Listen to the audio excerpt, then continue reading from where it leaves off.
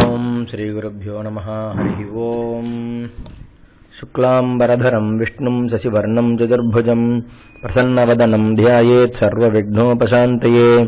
गुरुर्ब्रह्मा गुरुर्विष्णुर्गुरुर्देवो महेश्वरः। गुरुः साक्षात् परं ब्रह्म तस्मै श्री गुरवे नमः। गुरवे सर्वलोकानां विषदे भवरोहिणां निधये सर्वविद्यानां श्री दक्षिणामूर्तये नमः। सद्गुरुचरणारविन्दाभ्यां नमः। श्रीराम राम रामेति रमे रामे मनोरमे सहस्रनाम तत्तुल्यं रामनाम वरानने। श्रीरामचंद्र परब्रह्मणे नमः। வால்மீகி ராமாயணம் யுத்தகாண்டம் சர்க்கம் 18. ராமர் சரணாகதரான விபீஷணரை அங்கீகரித்தல். பிறகு அனுமான் சொன்னதை கேட்டு தெளிந்த உள்ளத்தை உடையவராய் நற்கேள்விகளை உடைய ராமன், நானும் விபீஷணரை பற்றி கொஞ்சம் சொல்ல விரும்புகிறேன். எனது நன்மையை நாடி நிற்கும் நீங்கள் அவற்றையெல்லாம் கேட்க வேண்டும் என்று கருதுகிறேன். நண்பன் போல் அபிநயித்துக் கொண்டு வந்தவனையும் கைவிடலாம் என்ற எண்ணம் எனக்கு ஒருபொழுதும் இல்லை. அவனிடம் குற்றங்கள் இருப்பினும் இருக்கட்டும். சரணமாக அடைந்தவனை காக்கும் இது பெரியோர்களுக்கு பழிப்பை உண்டாக்காததே ஆகும் என்று தாம் ஒருவராலும் கலக்குவதற்கு முடியாதவரானதால் தம் மனதில் இருந்த அபிப்பிராயத்தை வெளியிடலானார். பிறகு அவர் சொன்ன சொல்லை வானரத் தலைவனான சுக்ரீவன் அனுவதித்து நன்றாக ஆலோசித்து அதன் பின்பு இனிதாக ஒரு வார்த்தை சொல்லலானான். இவ்வரக்கன் நல்லவனாயிருந்தாலும் சரி, கெட்டவனாயிருந்தாலும் சரி, நன்றியற்ற இவனால் நமக்கு என்ன பயன்? இப்படிப்பட்ட பெரும் சங்கடத்தில் இருக்கும் தனது தமையனை கைவிட்டு வந்த இவ்விபீஷணனுக்கு கைவிடாமல் இருக்க தகுந்தவன் எவன்தான் என்றான். இவ்வண்ணம் வானர ராஜனான சுக்ரீவன் சொன்ன சொல்லை கேட்டு காக்குத்ஸ்தர் எல்லாரையும் பார்த்து புன்னகை கொண்டு புண்ணிய லட்சணங்களையுடைய லக்ஷ்மணனை நோக்கி இவ்வாறு சொல்லலுற்றார். சாஸ்திரங்களை ஓதாமலும் பெரியவர்களிடத்தில் பழகாமலும் இந்த சுக்ரீவனால் இவ்வாறு சொல்லி இருக்க முடியாது. ஆனால் இந்த விபீஷணரை அங்கீகரிக்கும் விஷயத்தில் வெகு நுட்பமாக எனக்கு தோன்றுவது ஒன்று உண்டு. பிரத்யக்ஷமும் லோக சித்தமுமான இது எல்லா அரசர்களிடத்திலும் காணப்படுகிறது.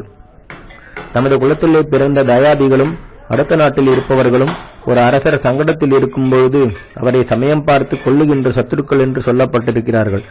அதனால் தன்னை விபீஷணன் நலியக்கூடும் என்று நினைத்து ராவணன் எங்கு தன்னை நலிவனோ என்ற காரணத்தால் விபீஷணர் இங்கு வந்திருக்கிறார்.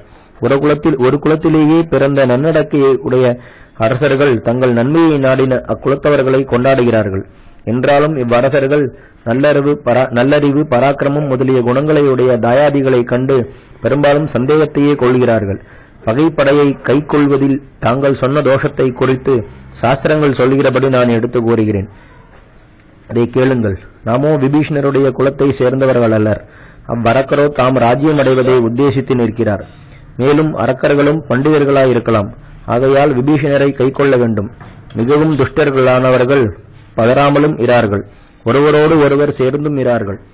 இவர்களோ பதறாமலும் ஒருவரோடு ஒருவர் சேர்ந்தும் இருக்கிறார்கள். அன்றியும் இவருடைய குரலும் நம்மோடே சம்பந்தம் தோன்றும்படி இருக்கின்றது. ராவணனிடத்து இவருக்கு பயம் வந்திருக்கின்றது. இக்காரணத்தால் பேதப்பட்டு வருதல் இயல்பே. ஆகையால் விபீஷணரை அங்கீகரிக்கலாம். ஐயா, உலகத்தில் எல்லா தம்பிகளும் பரதனுக்கு ஒப்பாவார்களோ? சிறந்த தந்தையை பெற்றவர்களில் என்னை போன்ற புத்திரர்களும் இல்லை, உன்னை போன்ற சிநேகிதர்களும் கிடைத்தல் அரிது என்றார். இவ்விதமாக ஸ்ரீராமர் சொல்லவே வெகு புத்திமானான சுக்ரீவன் லக்ஷ்மணனுடன் எழுந்து மிக்க வணக்கத்துடன் நமஸ்காரம் செய்து இவ்வாறு சொல்லலுற்றான். அவனை ராவணனால் அனுப்பப்பட்ட இரவில் திரியும் ராட்சசாதிபதி என்று எண்ணுங்கள். பொறுமையுள்ளவர்களுக்குள் உத்தமரே, அவனை வதைப்பதுதான் நலம் என்று எனக்கு தோன்றுகிறது. தாங்களும் நானும் லக்ஷ்மணனும் நம்பிக்கையை அடைந்த பிறகு மகானுபாவே, நம்மை கொல்வதற்கு பொருட்டு மறைந்தவனாய் கொடிய கருத்துள்ள ராவணன் ஏவ இவ்வரக்கன் இங்கு வந்திருக்கிறான். ஆகையால் மந்திரிகளுடன் அவனை கொல்ல வேண்டும் என பேசுவதில் சமர்த்தனாய் வானரத் தலைவனான அச்சுக்ரீவன் சாதுரியமுடையவரான ராமரிடம் இவ்விதமாக சொல்லி பிறகு மௌனமாயிருந்தான். ராமரும் சுக்ரீவன் அவ்வாறு சொன்னதை கேட்டு சிறிது நேரம் ஆலோசித்து பிறகு வானரவேனந்தனை நோக்கி மிக இனிமையாக சொல்லத் தொடங்கினார். இவ்வரக்கன் கொடியவனாயிருப்பினும் நல்லவனாயிருப்பினும் எனக்கு என்ன தீங்கு செய்யப் போகிறான்? என் விஷயத்தில் மிகவும் சொற்பமான கெடுதியையும் வருந்தியும் இவனால் செய்ய முடியாது. வானரத் தலைவனே, நான் கருதினால் பிசாச்சவர், தானவர், யக்ஷர், இப்பூமி முழுவதிலும் உள்ள அரக்கர் இவர்கள் எல்லோரையும் ஒரு க்ஷணத்தில் எனது விரல் நுனியால் கொன்று விடுவேன். சரணமென்று வந்த சத்ருவானவன் புறாவினால் முறைப்படியே அர்ச்சிக்கப்பட்டு அதன் மாம்சத்தால் விருந்திடப்பட்டான் என்று கேட்கப்பட்டு வருகிறதென்றோ? வானரத் தலைவனே, தன் மனைவியை கவர்ந்தவனாய் வந்த அவ்விருந்தனனை அப்புறா அங்கீகரித்ததே. என்னை போன்றவர்கள் சரணாகதரை காக்க வேண்டும் என்று சொல்லவும் வேண்டுமோ? அன்றியும் கண்வ மகரிஷியின் குமாரராயும் பிரம்ம ரிஷியாயும் உண்மையையே உரைப்பவராயும் உள்ள கண்டு என்பவர் முன்னொரு காலத்தில் சொல்லிய தர்மத்தினின்று தவறாத பாடலை கேட்பாயாக. பகைவரை தபிக்க செய்பவனே, சத்ருவாயிருந்தாலும் கூப்பிய கையகனாவது, எளிமை தோன்றும் முகத்தை உடையவனாவது, வாயினால் இறப்பாளனாகவாவது சரணமாக வந்து அடைந்தவனை அருளுடைமை தோன்றும் பொருட்டு கொல்லாது விடுக. சத்துருக்கள் சரணமாக அடைந்தவன் நொந்தவனாக இருப்பினும் சரி, கர்வமுடையவனாக இருப்பினும் சரி, அப்பகைவனை யோக்கியமுள்ள ஒருவன் தனது உயிரை கொடுத்தாவது காப்பாற்ற வேண்டும். ஒரு கால் சரணம் புகப்பெற்றவன் பயத்தினாலாவது, பொருளாசையினாலாவது, அறியாமையினாலாவது உண்மையை சொன்னால் இயன்ற மட்டும் தனது பலம் கொண்டு காப்பாற்றாமல் போனால் அவனது பாதகம் உலகத்தாரால் நிந்திக்கப்படும்.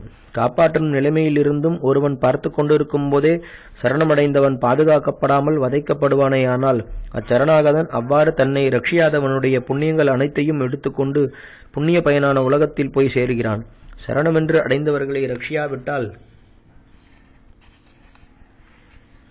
இதில் இவ்வாறு பெருங்குற்றம் உண்டாகிறது. இது நரகத்தை விளைத்து இதுவரையில் கிடைத்திருக்கின்ற புகழ், பலம், வீரியம் முதலியவைகளையும் அகற்றிவிடும். ஆகையால் நான் கண்டு மகரிஷி சொன்ன உத்தமமான வச்சனத்தை உண்மையாக கருதி செய்யப் போகிறேன். அவ்வாறு செய்யுங்கால் அது தர்மத்தையும் புகழையும் முடிவில் சொர்க்கத்தையும் விளைவிக்கும். ஒரு கால் மானசீகமாக பிரபத்தி பண்ணினவனுக்கும் நான் உனக்கு அடியவன் என்று ஒரு கால் இறந்தவனுக்கும் எல்லா பிராணிகளிடத்திலிருந்தும் அபயம் அளிக்கின்றேன். இதுதான் என்னுடைய நோன்பு. வானரவேந்தே, இவரை அழைத்து வருக. நான் இவருக்கு அபயம் கொடுத்து விட்டேன். இவர் விபீஷணராகவது இருக்கட்டும், அன்றி ஸ்வயம் ராவணனையாகாவது இருக்கட்டும் என்று சொன்னார். ராமபிரான் சொன்னதை வானரராஜனான சுக்ரீவன் கேட்டு தான் அவரிடம் வைத்திருந்த அபிமானத்தால் ஏவப்பட்டவனாய் மறுமொழி சொல்லலானான்.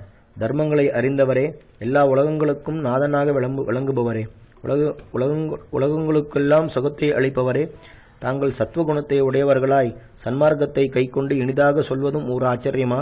இப்பொழுது எனது உள்ளமும் விபீஷணரை பரிசுத்தராகவே நினைக்கிறது. மேலும் அனுமானத்தாலும் முகக்குறிப்பாலும் விபீஷணர் பலபடியாக பரிசோதிக்கப்பட்டார். ஆகையால் ராகவரே, அவர் சடுதியில் எங்களுக்கு சமானராய் ஆய்விடட்டும். மகா புத்திமானான விபீஷணர் நம்மை சேர்ந்த நண்பராக ஆய்விடட்டும் என்றான். அவ்வாறு வானர மன்னவனாகிய சுக்ரீவன் சொன்ன சொற்களை மானுட மன்னனாக ராமர் கேட்டு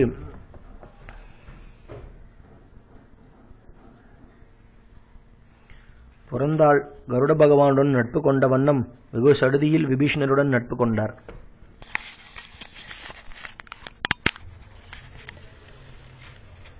வால்மீகி ராமாயணம் யுத்தகாண்டம் சர்க்கம் 19. ராமர் விபீஷணருக்கு லங்கையை அளித்து பட்டாபிஷேகம் செய்தல். ராமர் அவ்வாறு அபயம் கொடுத்ததும் மகிழ்ச்சி கொண்டவராய் ராவணனுடைய தம்பியும் மகா புத்திமானுமாகிய விபீஷணர் வணக்கத்துடன் கீழ்நோக்கிக் கொண்டே தம்மிடத்தில் அன்பு கொண்டு உடன் வந்தவர்களுடன் ஆகாயத்தை விட்டு பூமியில் இறங்கலானார். தம்மை பாதுகாப்பவரை தேடி வந்த தர்மாத்மாவாகிய அந்த விபீஷணர் 4 அரக்கர்களுடன் ஸ்ரீராமருடைய சரணங்களில் வணங்கினார். மேலும் விபீஷணர் அப்பொழுது தர்மத்தோடு கூடியதும் அக்காலத்திற்கு தகுந்ததாகவும் எல்லாருக்கும் சந்தோஷத்தை விளைவிக்கக்கூடியதாகவும் உள்ள சொல்லத் தொடங்கினார். நான் ராவணனுடைய தம்பி. அவனால் அவமானம் செய்யப்பட்டு எல்லா பிராணிகளுக்கும் அடைக்கலமாக விளங்கும் தங்களையே சரணமாக அடைந்திருக்கிறேன். நான் லங்கையையும் அதில் இருக்கும் எனது நண்பர்களையும் பொருளையும் விட்டுவிட்டு இங்கு வந்திருக்கின்றேன். என்னுடைய ராஜ்யமும் உயிரும் சுகமும் தங்கள் ஆதீனமானவை என்றார். அவ்வாறு அவர் சொன்னதை கேட்டு ராமர் தனது வாக்கினால் அவரை சமாதானம் பண்ணி தமது கண்களால் அவரை பருகுகிறவர் போல கடாட்சித்து, தாங்கள் என்னிடம் அரக்கர்களுடைய பலாபலங்களை உள்ளபடி சொல்ல வேண்டும் என்றார். எளிதில் தொழில் செய்ய வல்லவரான ராமர் இவ்வண்ணம் கேட்க அந்த ராட்சச சிரேஷ்டர் ராவணது பலம் முதலியவற்றை பற்றி மொழியலானார். சக்கரவர்த்தி திருமகனாரே, பிரம்மதேவரிடமிருந்து கிடைத்துள்ள வரத்தினால் கந்தர்வர், அசுரர், அரக்கர் என்ற இவர்களில் ஒருவரும் ராவணனை கொல்ல முடியாது. ராவணனுக்கு பின்னும் எனக்கு முன்னும் பிறந்த பராக்கிரமசாலியும் மகா தேஜஸ்வியுமான கும்பகர்ணன் என்ற சகோதரன் போரில் இந்திரனுக்கு ஒப்பான பலமுள்ளவன். ராமரே, ராவணனது சேனாதிபதியாக பிரகஸ்தனை பற்றி தாங்கள் கேள்வியுற்றிருக்கலாம். அவன் கைலாசத்தில் நடந்த போரில் குபேரனுடைய சேனாதிபதியான மணிபத்ரனை தோற்கச் செய்தவன். இந்திரஜித்தோ தனது விரல்களின் உடும்பு தோலாகிய விரல் சட்டைகளை மாட்டிக்கொண்டு எவராலும் பிளக்க முடியாத கவசத்தை அணிந்து கையில் வில்லை எடுத்து போரில் தான் நிற்கும் இடத்தை ஒருவராலும் காண முடியாதபடி நிற்பவன். ராகவரே, போர் புரியும் வேளையில் அணிவகுத்த படையின் நடுவில் இருந்து கொண்டு இந்திரஜித் அக்னி பகவானை திருப்தி செய்வித்து தான் ஒருவருடைய கண்ணுக்கும் புலப்படாமல் நிற்கும் சக்தியை அடைந்து தனது சத்துருக்களை வதைக்கும் வல்லமை உள்ளவன். ராவணனது சேனை தலைவர்களாகிய மகோதரன், மகாபார்ஷன், அகம்பனன் முதலான அரக்கர்கள் போரில் லோகபாலகர்களுக்கு ஒப்பானவர்களாய் தங்களுக்கு தோன்றும் உருவங்களை எடுத்துக்கொள்ள வல்லவர்களாய் மாமிசத்தை புஜித்து இரத்தத்தை குடித்துக்கொண்டு லங்கையில் 10,000 கோடி கணக்காக இருக்கிறார்கள். அச்சேனாதிபதிகளின் உதவியை கொண்டுதான் ராட்சசேந்திரனாகிய ராவணன் லோகபாலர்களுடன் போர் புரிந்தான். தேவர்களுடைய சகாயத்துடன் அந்த லோகபாலர்கள் போர் புரிந்தும் மகா தைரியமுள்ள ராவணனால் தோற்கடிக்கப்பட்டார்கள் என்றார். வெகு உறுதியான வீரியம் பொருந்திய ராமர் விபீஷணர் சொன்னதை கேட்டு தனது மனதினுள்ளே எல்லாவற்றையும் ஆராய்ந்தறிந்து பின்வருமாறு சொல்லத் தொடங்கினார். விபீஷணரே, ராவணனை பற்றி தாங்கள் உண்மையாக சொன்ன முன்பு நடந்துள்ள அந்த சரித்திரங்கள் எனக்கு நன்றாக தெரியும். நான் பிரகஸ்தனுடனும் பந்துக்களுடனும் கூடிய தசகிரீவனை கொன்று தங்களை வேந்தராக செய்து வைக்கிறேன். இதனை தங்களிடத்தில் சத்தியமாக சொல்கிறேன்.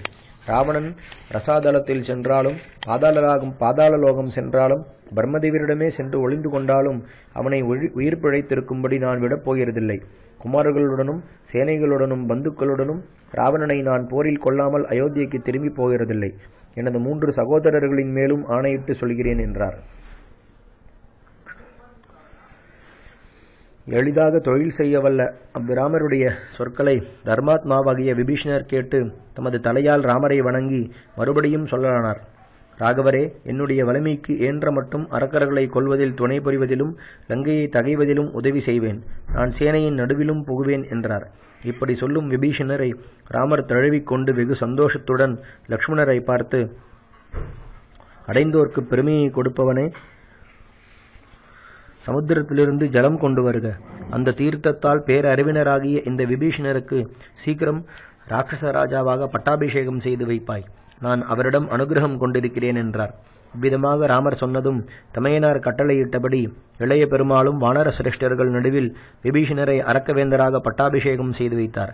சக்கரவர்த்தி திருமகனார் அவ்வண்ணம் விபீஷணரிடம் ஒரு நொடி பொழுதில் கருணை கொண்டதை வானரர்கள் பார்த்து வெகு சந்தோஷத்துடன் கூச்சலிட்டு நன்று நன்று என்று மகாத்மாவாகிய ராமரை கொண்டாடினார்கள்.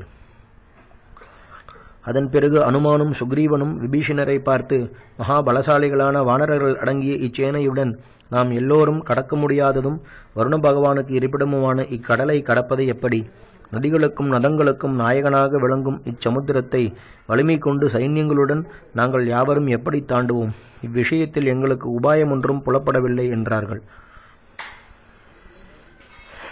இப்படி அவர்கள் தம்மை கேட்டவுடனே தர்மத்தை நன்றாக அறிந்தவரான விபீஷணர் மறுமொழி சொல்லலானார். வேந்தராகிய ராமர் சமுத்திரத்தை சரணமாக அடைய வேண்டும். கரை காணுவதற்கு அரிய இச்சமுத்திரம் சகரரால் வெட்டி உண்டாக்கப்பட்டது. பேரறிவினராகிய சமுத்திரராஜன் தனது உற்பத்தியை அவ்வாறென்று அறிந்து கொண்டு ராமர் சகரகுலத்தில் உதித்தவராகையால் அவருடைய காரியத்தை உணர்ந்து தவறாமல் உதவி செய்வான் என்றார். அரக்கர் குலத் தலைவராய் புத்திமானாகிய விபீஷணர் இவ்விதமாகிய சொன்னவுடனே சுக்ரீவன் எல்லாவிடத்திலும் லக்ஷ்மணருடன் ராமர் எங்கு இருக்கிறாரோ அவ்விடத்திற்கு வந்தான். பிறகு விசாலமான கழுத்தமைந்த சுக்ரீவன் சமுத்திரராஜனை சரணமடைய வேண்டும் என்று விபீஷணர் இனிதாக சொன்ன செய்தியை ராமபிரானிடம் சொல்லத் தொடங்கினான். இயல்பாகவே தர்மகுணம் அமைந்த ராமருக்கும் விபீஷணர் சொன்ன வழி மனதிற்கு உச்சிதமாகவே இருந்தது. செய்தொழிலில் வல்லவராய் மிக்க பராக்கிரமசாலியான அவ்விராமர் விபீஷணர் கூறிய அந்த ஆலோசனையை கொண்டாடுவதற்காக புன்சிரிப்புடன் லக்ஷ்மணனையும் வானரராஜனான சுக்ரீவனையும் பார்த்து சொல்லலானார். லக்ஷ்மணா, இப்போது விபீஷணர் சொன்ன மந்திராலோசனை என் மனதிற்கு பிடித்திருக்கிறது. நீயும் சுக்ரீவனுடன் இவ்விஷயத்தை பற்றி ஆலோசித்து உன் மனதிற்கும் இது ஒத்திருக்கின்றதா என்பதை பற்றி சொல்வாய். சுக்ரீவன் எப்பொழுதும் வெகு புத்திமான், நீயோ ஆலோசனை சொல்வதில் தேர்ந்தவன். ஆகையால் நீங்கள் இருவரும் நன்றாக ஆலோசித்து உங்கள் மனதிற்கு பிடித்திருப்பதை சொல்லுங்கள் என்றார். அவ்வாறு ராமபிரான் சொல்லவே சுக்ரீவன், லக்ஷ்மணர் என்ற இவ்விருவரும் மரியாதையுடன் இவ்விதமாக தெரிவித்துக் கொள்ளலானார்கள். புருஷசிங்கமாகிய ராகவரே, இக்காலத்திற்கு இன்பத்தை தரக்கூடியதாக விபீஷணர் சொன்னது ஏன் நமது மனதிற்கு பிடிக்காது? வெகு பயங்கரமான இச்சமுத்திரத்தின் மேல் அணையொன்று கட்டாமல் தேவர்களும் அசுரர்களும் இந்திரனுடன் வந்தாலும் இலங்கையை போய் சேர்வது முடியாது. ஆகையால் வெகு சூரராகிய விபீஷணர் சொன்ன செயலையே நாம் உண்மையாகச் செய்வோம். காலதாமதம் செய்ய வேண்டாம். ராவணனால் பாதுகாக்கப்படும் இலங்கைக்கு சைன்யங்களுடன் நாம் எவ்வாறு போய் சேர்வோமோ அவ்வாறாக சமுத்திரராஜனை வேண்டிக் கொள்க என்றார்கள். இவர்கள் இப்படி சொன்னவுடனேயே ராமர் அந்த சமுத்திரக்கரையில் தர்பை படுக்கையில் யாக வேதிகையில் அக்னியைப் போல் படுத்தார்.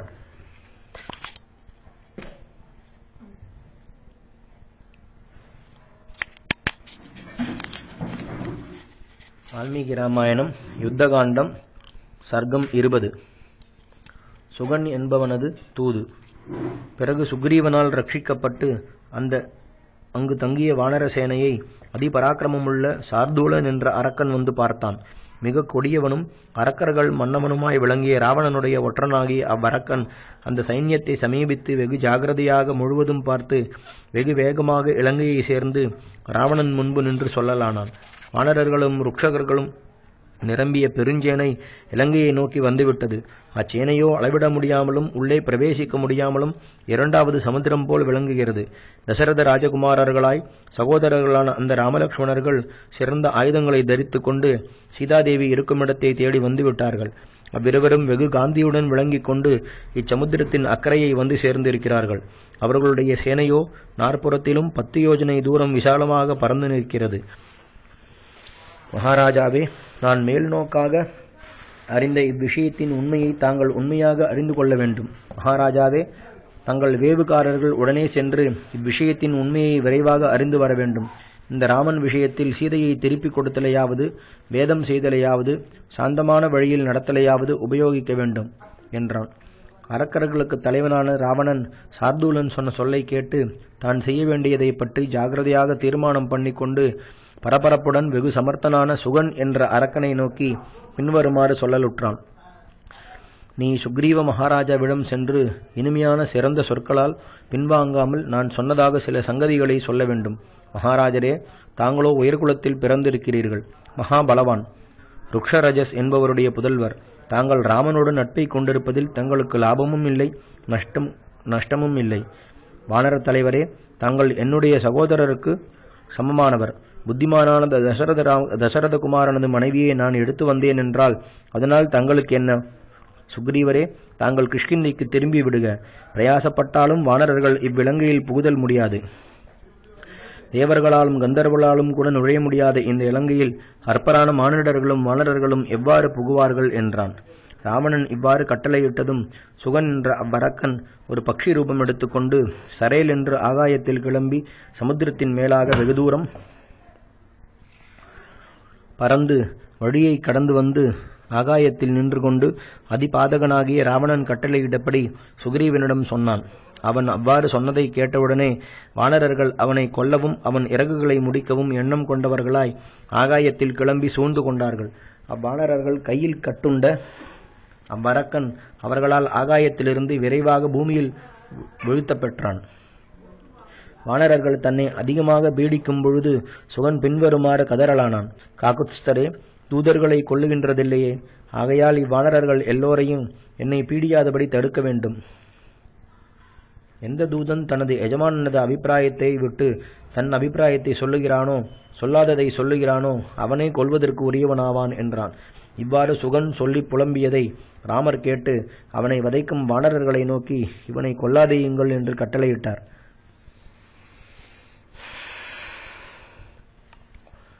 வானரர்கள் அச்சுறுத்தி இருக்கையிலும் நன்றாக சிதைந்து போன இறகுகளை உடைய அவன் ஆகாயத்தில் நின்று கொண்டு மறுபடியும் பின்வருமாறு சொல்லலானான். சுக்ரீவரே, நற்குணம் அமைந்தவரே, அதிக பலபராக்கிரமம் பொருந்தியவரே, இவ்வுலகத்தை கதறப்பண்ணும் ராவணனிடம் நான் என்ன சொல்லட்டும் என்றான்.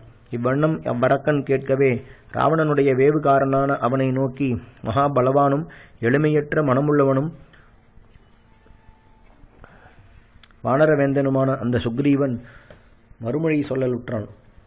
நீ எனக்கு நண்பன் இல்லை, உன்னிடம் எனக்கு தயையே கிடையாது, நீ எனக்கு உபகாரம் செய்தவனும் அல்லன், நீ எனக்கு இஷ்டனும் அல்லன், கொல்லத் தகுந்தவன், நீயோ ராமருடன் பகைமை கொண்டவனாகிவிட்டாய்.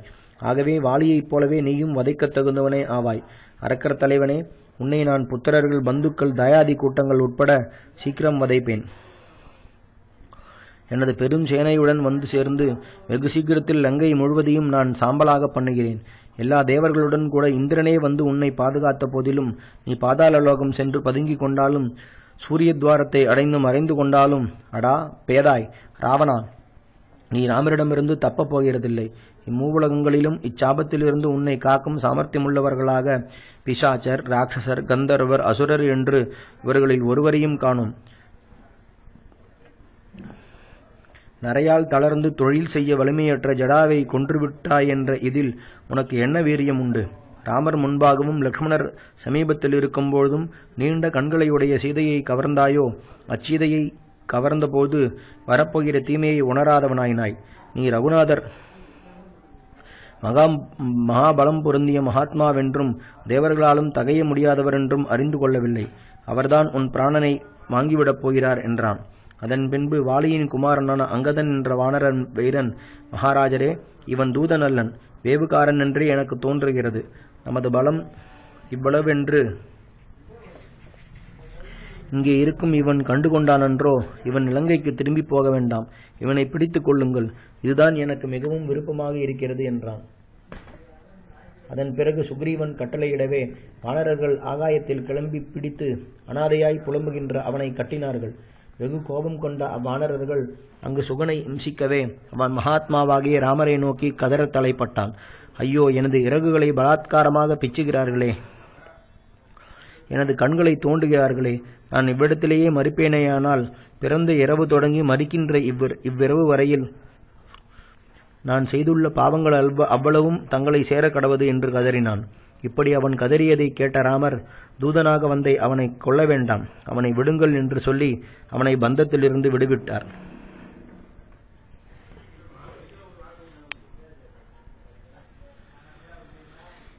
வால்மீகி ராமாயணம் யுத்தகாண்டம் சர்க்கம் 21. ராமர் சமுத்திரராஜன் மேல் அம்பு தொடுக்க ஆரம்பித்தல். அதன் பிறகு சமுத்திரக்கரையில் தர்பைகளை பரப்பி பகைவரை அடிக்கவல்ல ராமர் சமுத்திரராஜனை குறித்து அஞ்சலி பண்ணி பாம்பின் உடம்பு போன்ற தோற்றத்தை உடைய கையை தலையணையாக கொண்டு கிழக்கு முகமாக படுத்தார். அயோத்தியில் வசித்த காலத்தில் உயர்ந்த ரத்னாபரணங்களிலாலும் பொன்னாலும் அலங்கரிக்கப்பட்டு பத்தரை மாற்று தங்கத்தால் செய்யப்பட்ட கைவளைகள், முத்துமாலைகள் இவைகளால் அலங்கரித்துக் கொண்டிருக்கின்ற தாதிமார்களால் சந்தனம், அகில் முதலிய வாசனை திரவியங்கள் பலமுறை பூசப்பட்டு மென்மேலும் வாசனை உண்டாக்க பெற்று பாலசூரியன் போல் தோன்றுகின்ற குங்குமத்தால் விளங்கி முன்பு படுக்கையில் சீதாதேவியின் சிரசால் விளக்கமடைந்தும் இருந்த ராமரது கையானது அக்காலத்தில் தர்பசயனத்தில் அவருக்கு தலையணையாயிற்று.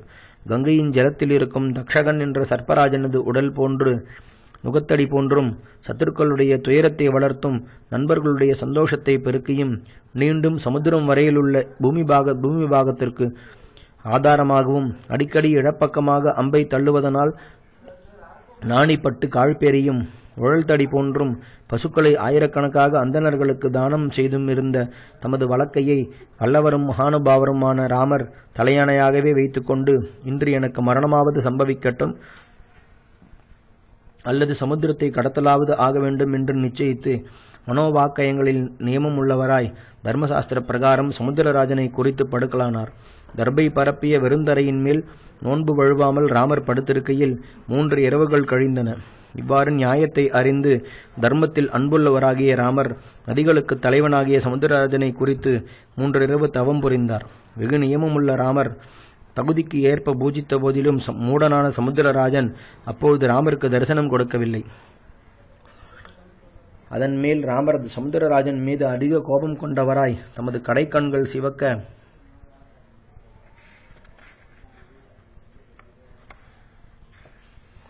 தமது அருகில் இருந்த அழகான லட்சணங்கள் அமர்ந்த லக்ஷ்மணரை நோக்கி பின்வருமாறு சொல்லலானார். சமுத்திரராஜனுடைய செருக்கை பார்த்தாயா? நேரில் வருகிறான் இல்லை. கோபமின்மை, பொறுமை, நேர்வழியாக நடத்தல், இனிமையாக பேசுதல் என்ற இந்த பெரியோர் குணங்கள் நற்குணமில்லாதவர்களுக்கு அசாமர்த்தியமாக தோன்றுகிறது. அறிவில்லாத ஜனங்கள் தற்புகழ்ச்சி செய்தும் வஞ்சித்தும் கருணையற்றும் எல்லோரையும் துரத்தியும் எல்லாரிடத்திலும் தண்டனை செய்தும் வருகின்ற மனிதனை கண்டு கௌரவிக்கிறார்கள். பலத்தினால் உண்டாகும் புகழ் சாமோபாயத்தால் உண்டாகிறதில்லை. பராக்கிரமத்தால் தோன்றும் யசஸும் சாமோபாயத்தால் உண்டாக மாட்டாது. போர்முகத்தில் வெற்றி என்பதும் லக்ஷ்மணனே இவ்வுலகத்தில் சாமோபாயத்தால் உண்டாக மாட்டாது. சுமித்திரை குமாரனே, இன்று சுறாமீன்கள் நிறைந்துள்ள இச்சமுத்திரமானது தனது நீர் முழுவதும் என் பானங்களால் பிளக்கப்பட்டு மிதக்கின்ற சுறாமீன்களால் நிரம்புவதை நீ பார்க்கப் போகிறாய். லக்ஷ்மணா, இக்கடலில் பெரும் கடல் பாம்புகள், யானை வடிவமுள்ள மீன்கள் ஆகிய இவைகளுடைய உடல்கள் என்னால் கண்டம் கண்டமாக பண்ணப்படுவதை காண்பாய். சங்கங்களும் முத்துச்சிப்பிகளும் என்னும் இவற்றின் தொகுதியை உடையதாய் மீன்கள், முதலைகள் இவைகளுடன் கூடியதான இச்சமுத்திரத்தை இதோ நான் பெரிய யுத்தம் செய்து வற்றடிக்கிறேன். நான் மிகவும் பொறுமையாக இருக்கின்றபடியால் என்னை இந்த சமுத்திரராஜன் வல்லமையற்றவனாகவே நினைக்கிறான். இவ்விதமான அற்ப ஜனத்திடம் பொறுமை காட்டிய நான் கெட்டேன். எனது சமாதானத்தால் சமுத்திரராஜன் தன் அறிவை காட்டவில்லை. சுமித்ரா குமாரனை, வில்லை கொண்டு வா.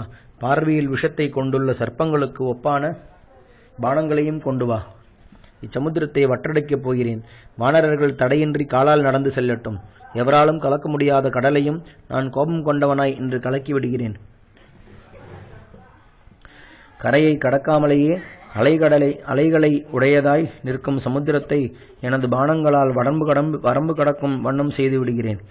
பெரிய தானவர்கள் நிரம்பியிருக்கும் இப்பெருங்கடலை இன்று நான் கலக்கி விடுகிறேன் என்று ராமர் லக்ஷ்மணரை நோக்கி சொல்லிக் கொண்டு ராமரது தன் கையில் வில்லை ஏந்தி கோபத்தால் விழித்த கண்களை உடையவராய் கர்ப்பாந்த காலத்தில் ஜொலிக்கும் அக்னி போல தகைய முடியாத உக்ரமுடையவரானார். அவர் தமது பயங்கரமான வில்லை வளைத்து நானேற்றி உலகம் முழுவதும் நடுநடுங்கும்படி இந்திரன் வஜ்ராயுதத்தை எறிவது போல் கொடிய பானங்களை எய்தார். உத்தமமான அந்த பானங்கள் வெகு வேகத்துடன் ஜொலித்துக் கொண்டு சமுத்திரத்தில் இருந்த சர்ப்பங்கள் எல்லாம் பயப்படும்படி அதன் ஜலத்தில் வந்து விழுந்தன. அக்காலத்தில் அச்சமுத்திரத்திலே முதலையையும் சுறாமீன்களையும் உடையதாய் காற்றினால் மோதப்பட்டு பெரும் கோஷத்தை உடைய பேரலைகளின் வரிசை தோன்றிற்று. உடனே அப்பெருங்கடலானது பெரிய அலைகளின் கூட்டங்களால் இழுக்கப்பட்ட சங்கம், சிப்பி முதலியவற்றால் சூழப்பட்டு புகை மூடிய அலைகளுடன் கூடியதாக தென்பற்று. கடற்பான்புகள் மிகவும் வருந்தின. அதனால் சமுத்திரத்தின் அடியில் வசிக்கும் மகா வீரர்களான தானவர்களும் எரிகின்ற முகத்தையும் கண்களையும் உடையவரானார்கள். அச்சமுத்திரத்தினிடமிருந்து பேரலைகள் முதலிகளோடும் சுறாமீன்களோடும் கூடினவாய் விந்திய பர்வதம் போலவும் மந்திரமலை போலவும் ஆயிரக்கணக்காக மேற்கிளம்பின. சமுத்திரத்தில் அநேக அலைகள் ராசிகள் சுழன்றன. உரகர்களும் அரக்கர்களும் குழப்பமடைந்தார்கள். பெரும் முதலைகள் சுருண்டு தவிக்கலாயின. அதற்கு பிறகும் மகா வைபவம் உள்ள ராமர் இன்னும் வேகமாக தமது வில்லை வளைத்து இழுத்து கொண்டு சினத்தால் பெருமூச்சு விடும்பொழுது லக்ஷ்மணர் ஓடி வந்து வேண்டாம் வேண்டாம் என்று சொல்லி அவர் வில்லை பிடித்து கொண்டார்.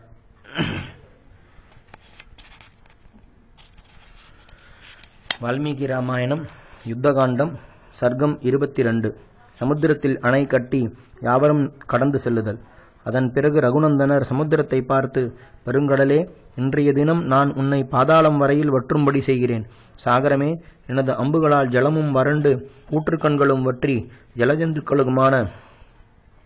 ஜலஜந்துக்களும் மாள முன்பு உன்னிடமிருந்து நீரிருந்த இடத்தில் பெரும் புழுதி பறக்க செய்கிறேன்.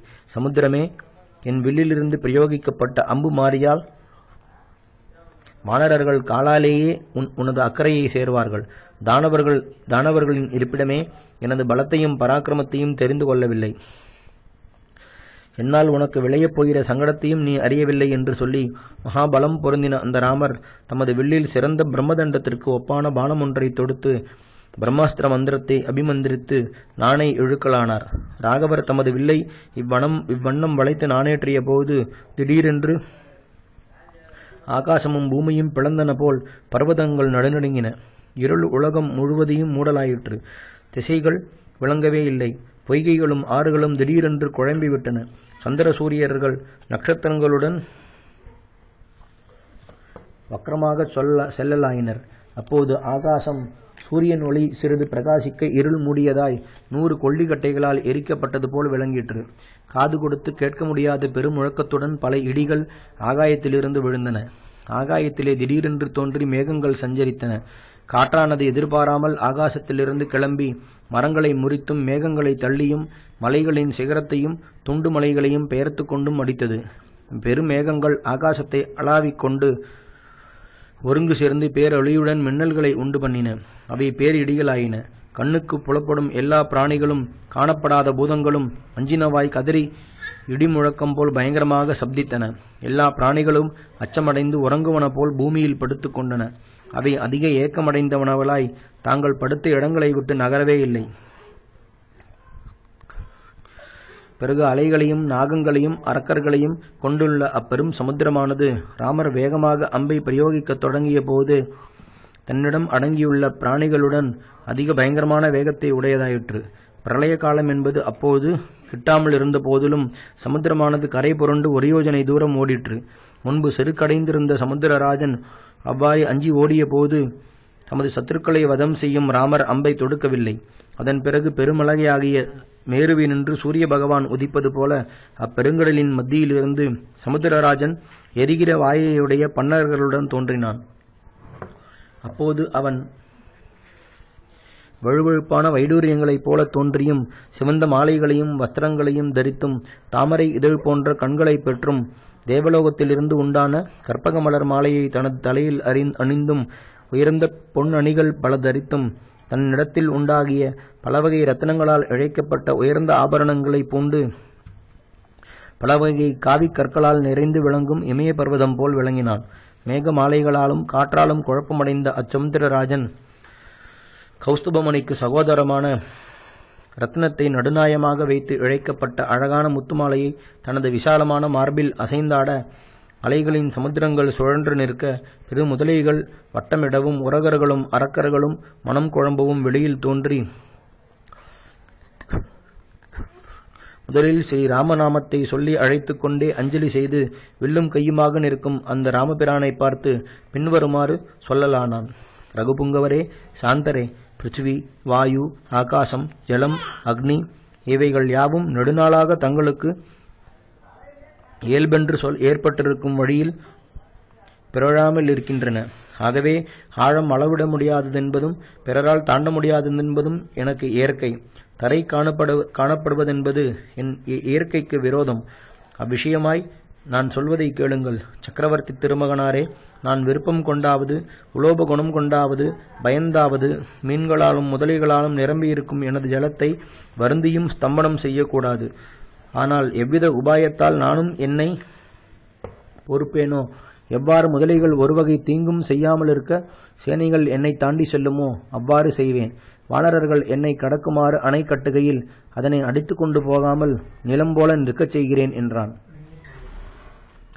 அப்பொழுது அச்சமுத்திரராஜனை நோக்கி ராமர், நதிகளின் நாயகனே, நான் எனது வில்லில் தொடுத்த இந்த அம்பு வீண் போகாது. நான் இதை எவ்விடத்தில் பிரயோகிக்கலாம் சொல் என்றார். மிக்க ஒளி பொருந்திய சமுத்திரராஜன் அவ்வாறு ராமர் சொன்னதை கேட்டு அந்த அம்பையும் கண்ணுற்று பின்வருமாறு சொல்லலானான். என்னைச் சேர்ந்த புண்ணிய ஸ்தலம் ஒன்று வடதிசையில் இருக்கிறது. அது துர்மகுல்யம் என்று உலகத்தில் பெயர் பெற்று தங்களைப் போல் விளங்கி வருகிறது. அவ்விடத்தில் கொடிய தொழில்களை உடைய கொடிய பார்வைகளையும் உடையவராய் பெரிய சூதரர்கள் பலர் பாபிஷ்டரான திருடர்களாய் எனது தீர்த்தத்தை பானம் பண்ணி கொண்டிருக்கிறார்கள். பாவச் செயல்கள் புரிந்து வரும் அவர்கள் எனது ஜலத்தை தொடுவது எனக்கு பிடிக்கவில்லை. ராமரே, தங்களுடைய பானத்தை அவ்விடத்தில் உள்ளவர்கள் மேல் விடுத்து வீண் போகாமல் செய்யுங்கள் என்றான்.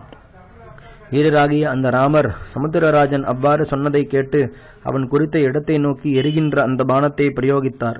நெருப்பு ஜுவாலைகளோடு விழும் இடி போல அந்த ராமரால் பிரயோகிக்கப்பட்ட அந்த பானம் போய் விழுந்த இடமானது இவ்வுலகத்தில் மறுகாந்தாரம் என்ற பெயருடன் விளங்குவதென்றோ. அப்போது அப்பானத்தால் பிளக்கப்பட்ட பூமியும் அவ்விடத்தில் அலறிற்று.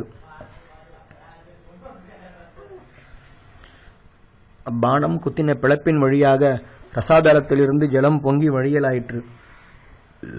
பிறகு அவ்விடம் விரணகோபம் என்ற பெயர் பெற்றது. எப்பொழுதும் அதினின்று எழுகின்ற ஜலம் சமுத்திரம் போல் காணப்படுகிறது. ராமபாணத்தால் அவ்விடம் பிளவுண்ட பொழுது பெரும் சப்தம் கேட்கலாயிற்று. அப்பானத்தை எய்து அதனால் ராமபிரான் அங்குள்ள பெரும் பள்ளங்களில் தேங்கியிருந்த ஜலங்களை வற்றச் செய்தார். அவ்விடம் மறுகாந்தாரம் என்றே வழங்குகிறது. தேவர்களுக்கு ஒப்பான பராக்கிரமம் உள்ளவரும் வித்வானும் தசரதகுமாரனுமான ஸ்ரீராமர் அங்கிருந்த பெரும் பள்ளங்களை வற்றச் செய்து பிறகு இந்த மறுஸ்தலமானது பசுக்களுக்கு நன்மையான இடமாகவும் நோய் மிகுதியாக இல்லாததாகவும் கனிகளும் கிழங்குகளும் தேனும் நிரம்பியதாகவும் மிக்க பாலையும் நெய்யையும் உடையதாகவும் நறுமணங்களை உடையதாகவும் பலவகை ஓஷதிகளை உடையதாகவும் ஆகுக என்று அந்த மறுபிரதேசத்துக்கு வரமளித்தார். இவ்வண்ணம் ராமரிடம் வரம் பெற்ற அந்த மறுஸ்தலமானது பலவகை குணங்களோடு கூடியதாய் நல்ல இடமாக மாறிற்று.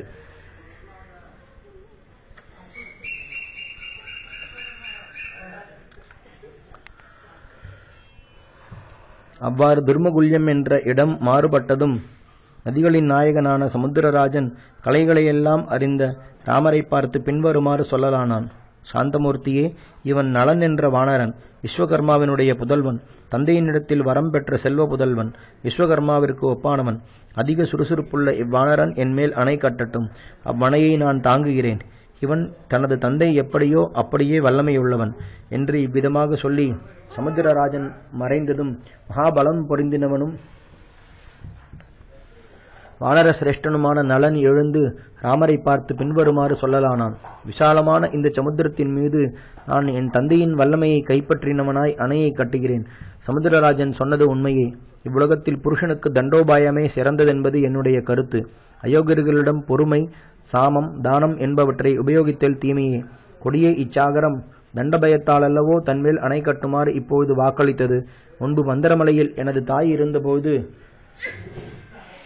என்னை போன்ற வல்லமையுள்ள புதல்வன் உனக்கு உண்டாவான் என்று விஸ்வகர்மா அவருக்கு வாக்களித்திருந்தார். நான் தான் விஸ்வகர்மாவுக்கு ஒப்பான வல்லமையுள்ள அவருடைய ஔரசபுத்திரன். இவ்விதமான சக்தி எனக்கு உண்டென்பது இச்சமுத்திரராஜன் சொல்லும்போதுதான் எனக்கு ஞாபகத்தில் வந்தது. சமுத்திரராஜன் சொன்னது உண்மையே. வேறொருவர் சொல்லாத போது எனது குணங்களை நானே சொல்லிக் கொள்ள மாட்டேன். நான் இச்சமுத்திரத்தின் மீது அணை கட்ட வல்லமையுள்ளவன். ஆகையால் இப்பொழுதே வானர வீரர்கள் எல்லோரும் அணை கட்டுவதற்கு வேண்டியவைகளை கொண்டு வரட்டும் என்றான். ராமரும் அவ்வாறே கட்டளையிட வானர வீரர்கள் நாற்புறத்திலும் நூற்றுக்கணக்காகவும் ஆயிரக்கணக்காகவும் பெருங்காட்டில் சென்று புகுந்தார்கள்.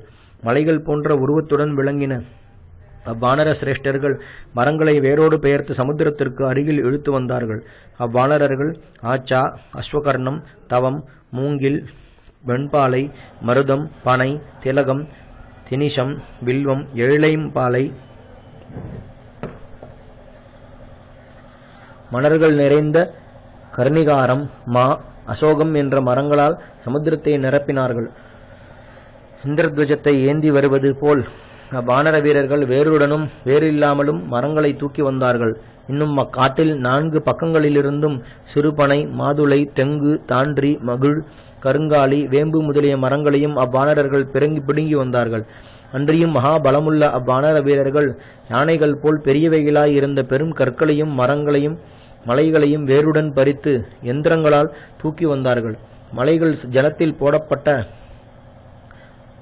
அவ்வப்பொழுது சமுத்திர ஜலம் ஆகாயம் வரையில் கிளம்பிற்று. அவ்வானரர்கள் 4 பக்கங்களிலும் இருந்து கொண்டு சமுத்திரத்தை கலக்கினார்கள். சிலர் 100 யோஜனை தூரம் கயிறுகளை நீட்டிப்பிடித்து நின்றார்கள். சிலர் அளவுகோலை தாங்கினார்கள். சிலர் அவற்றை தேடினார்கள். நலன் என்பவன் மிகப்பெரிய அணை ஒன்றை சமுத்திரத்தின் மேல் கட்டலானான். பயங்கரமான தொழில்களை செய்யும் வானரர்கள் அவ்வாறு சேது கட்டுவதற்கு உதவியாக நின்றார்கள். ஸ்ரீ ராமபிரானது கட்டளையை முன்னிட்டு கொண்டு நூற்றுக்கணக்கான வானரர்கள் மேகங்கள் போல் விளங்கும் மலைகளாலும் புற்களாலும் கட்டைகளாலும் நுனியில் பூத்துள்ள மரங்களாலும் அவ்வணையை கட்டினார்கள். யானைக்கு ஒப்பான வானரர்கள் மலைகள் போல தோன்றும் பெருங்கற்களையும் மலைகளின் சிகரங்களையும் எடுத்து கொண்டு வர காணப்பட்டார்கள். பாறைகளும் மலைகளும் அச்சமுத்திரத்தில் விழுந்தபோது பெரும் சப்தம் உண்டாயிற்று. வெகு பரப்புடனும் சந்தோஷத்துடனும் தொழில் செய்பவரான யானையை ஏற்ற அவ்வானரர்கள் முதல் நாளில் 14 யோஜனை தூரம் அணை கட்டினார்கள். பயங்கரமான சரீரமும் அதற்கேற்ற மகாபலமும் பொருந்தின அவ்வானர வீரர்கள் இரண்டாவது நாளில் அவ்வாறே விரைவாக 20 யோஜனை தூரம் அணை கட்டினார்கள். வெகு அவசரத்துடன் தொழில் செய்பவரான பருத்த வடிவமுடைய வானரர்கள் அவ்வாறே மூன்றாவது நாளில் 21 யோஜனை தூரம் அணை கட்டினார்கள். வெகு வேகமாக தொழில் செய்ய வல்ல அவ்வீரர்கள் அவ்வாறே நான்காவது நாளில் 22 யோஜனை தூரம் அணை கட்டினார்கள். எல்லா தொழிலையும் சடுதியில் முடிக்கும் வலிமையமைந்த அவ்வானரர்கள் ஐந்தாவது நாளில் 23 யோஜனை தூரம் சுவேலமலை வரையும் அணை கட்டினார்கள். வெகு பலசாலியும் சீமானும் விஸ்வகர்மாவின் குமாரனும் தந்தையை ஒத்த சாமர்த்தியம் உள்ளவனுமாகிய நலன் என்ற வானர சிரேஷ்டன் சமுத்திரத்தின் மேல் அங்கனமே அணை கட்டி முடித்தான். சுறாமீன்கள் நிரம்பின அச்சமுத்திரத்தின் மேல் புதிதாக கட்டப்பட்ட அழகிய அந்த அணையானது ஆகாசத்தில் சுவாதி வழி காணப்படுவது போல் காணலாயிற்று.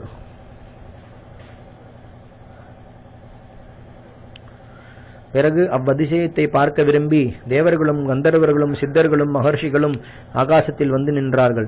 100 யோஜனை நீளமும் 10 யோஜனை அகலமும் உள்ளதாய் இதுவரையிலும் ஒருவராலும் கட்டப்படாமல் நலனால் நூதனமாக கட்டப்பட்டு விளங்கும் அச்சேதுவை தேவர்களும் கந்தர்வர்களும் கண்டார்கள். மிக்க மகிழ்ச்சியால் வானரர்கள் அங்கும் இங்கும் குதித்துக் கொண்டிருந்தார்கள். மனதால் நினைக்க முடியாததும் கடவுளின் உதவியின்றி செய்து முடிக்க சாத்தியப்படாததும் வெகு ஆச்சரியகரமானதும் பார்ப்பவர்களை எரிய வைக்கும் அந்த சமுத்திரத்தின் மேலுள்ள அந்த சேது பந்தத்தை எல்லா பிராணிகளும் பிரத்யட்சமாக பார்த்தார்கள். சேது கட்டி துணை புரிந்த பலசாலிகளான ஆயிரங்கோடி வானரர்களும் அச்சேதுவின் வழியாக நடந்து சமுத்திரத்தின் அக்கறையை சேரலானார்கள். விசாலமாகவும் உறுதியை உடையதாகவும் நேர்மையுள்ளதாகவும் மேடு பள்ளமின்றி சமமான தரையுள்ளதாகவும் புரைசலில்லாததாயும் கட்டப்பட்ட அம்மகாசேது உச்சி கூந்தலை வகுந்தது போல் சமுத்திரத்தில் விளங்கலாயிற்று. சமுத்திரத்தின் அக்கரையிலேயே விபீஷணர் தனது 4 மந்திரிகளுடனே வானரர்களுக்கு எதிர்க்க வரும் சத்துருக்களை வதைக்கும் பொருட்டு கதாயுதம் கையுமாக நின்றார். அதன் பிறகு உண்மையும் வல்லமையும் அமர்ந்த ராமரை நோக்கி சுக்ரீவன் பின்வருமாறு குரலானான். நீங்கள் அனுமான் மீது ஏறிக்கொள்ளுங்கள், லக்ஷ்மணர் அங்கதன் மீது ஏறிக்கொள்ளட்டும். இச்சமுத்திரம் வெகு விசாலமானதுடையதாகையால் ஆகாச மார்க்கத்தால் செல்லும் இவ்வானரர்கள் உங்களை தாண்டுவிப்பார்கள் என்றான். இப்படி சுக்ரீவன் சொன்னதும் அச்சேனைக்கு முன்பாக லக்ஷ்மணருடன் கூடிய தர்மாத்மாவும் வில்லாளியுமான சீமானுமாகிய ராமர் சுக்ரீவனுடனும் சென்றார். சிலர் நடுவிலும் சிலர் பக்கங்களிலும் சென்றார்கள். சிலர் நீரில் குதித்து நீந்திக் கொண்டே சென்றார்கள். சிலருக்கு போக வழி கிடைக்கவில்லை. சிலர் கருட பகவான் போல் ஆகாசத்தில் பறந்து சென்றார்கள். இவ்வாறு கொடிய அவ்வானர சேனை கடலை கடந்து செல்லும் பொழுது செய்த சப்தம் பயங்கரமாக தோன்றும் சமுத்திர கோஷத்தையும் அடக்கிற்று. நலன் கட்டி முடித்த அந்த சேது வழியாக அவ்வானர சேனை சமுத்திரத்தை கடந்ததும் சுக்ரீவன் அவைகளை மிக்க நீர் நிரம்பி கனிகளும் கிழங்குகளும் நிறைந்திருக்கும் தென்கரையில் தங்கச் செய்தான். தேவர்கள் சித்தர்களோடும் சாரணர்களோடும் மகர்ஷிகளோடும் ராமபிரானது செயற்கரிய அந்த செயலை பார்த்து சடுதியில் ராமரிடம் வந்து மங்களகரமான தீர்த்தங்களால் சக்கரவர்த்தி திருமகனாருக்கு தனித்தனியே அபிஷேகம் பண்ணி வைத்தார்கள். பிறகு, மன்னவரே, உங்களுடைய சத்துருக்களை நீங்கள் வெல்லுங்கள், கடல் சூழ்ந்த கொடிய இவ்வுலகத்தை நீங்கள் என்றென்றைக்கும் பரிபாலனம் பண்ணுங்கள் என்று தேவர்களாலும் மனிதர்களாலும் மரியாதை செய்யப்படும் ராமரை இவ்விதமான மங்கள வாக்கால் பலவிதமாக அவர்கள் ஆசீர்வாதம் சொன்னார்கள். ஸ்ரீ ராமச்சந்திர பரபிரம்மணே நமஹ. ஹரிஹி ஓம்.